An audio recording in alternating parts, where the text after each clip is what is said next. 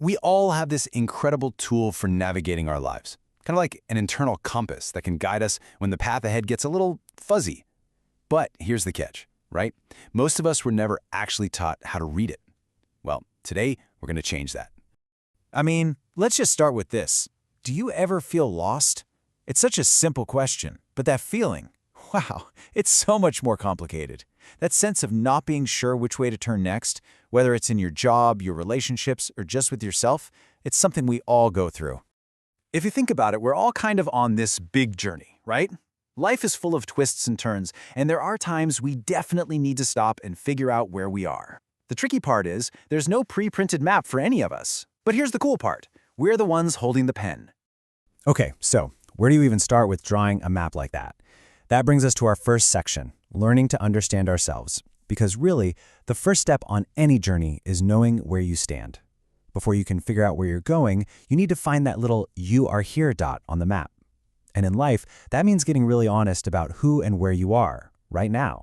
But just imagine for a second, what if you had a tool that could always point you in the right direction? Not to magnetic north, but towards your own personal true north. A reliable, internal compass that could help you navigate all the choices and challenges life throws at you. Well, guess what? That tool is real, which brings us to Section 2, the internal compass. And we're going to define this tool for navigation. It's called self-reflection.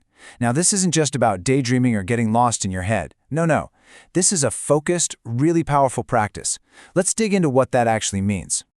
Okay, so here's the official definition. Self-reflection is an attentive and deep analysis. The two most important words there, attentive and deep. This isn't just passively thinking about your day. It's an active, focused process. It's about intentionally looking inward to genuinely, truly understand ourselves. So, what are we putting under the microscope here? Well, it really breaks down into 4 key things. First up, our emotions. Like, why do we feel the way we do? Then, our thoughts. What are those stories we're constantly telling ourselves? Next are our beliefs, those deep-down rules that guide our lives. And finally, our actions. How do our thoughts and feelings actually translate into what we do? All right, so we're doing all this analyzing. But why? What's the whole point? That's Section 3, Analyze to Function Better. It's all about finding meaning by understanding the gap. And by the gap, I mean that space between where we are today and where we want to be tomorrow. See, this gap is the space between 2 versions of you. On one side, you've got how you function right now, your habits, your gut reactions, the automatic stuff.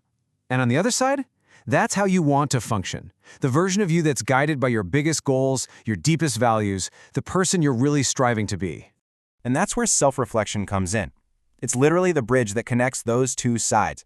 It's the tool that helps us look at those 2 columns and not just see how far apart they are, but to actually understand it, find the meaning in it, and start paving a path from one to the other. So you build that bridge, you start to cross it. What's waiting for you on the other side? Well, that leads us to Section 4, happiness and productivity. Because all the research shows that this practice leads to 2 things pretty much all of us are after.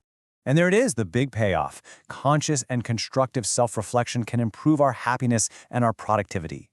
When it's done consciously, meaning you do it on purpose, and constructively, with the goal of building yourself up, not tearing yourself down, it makes a real, measurable difference. All right, so we get it, we know what the compass is, and we know where we want to go. Now for the most important part, right?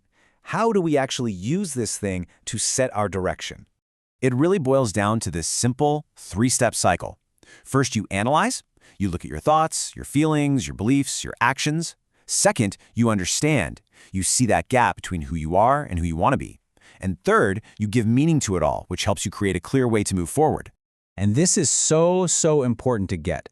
Self-reflection is not about getting stuck in the past or beating yourself up over old mistakes. Not at all. It's a forward-looking tool.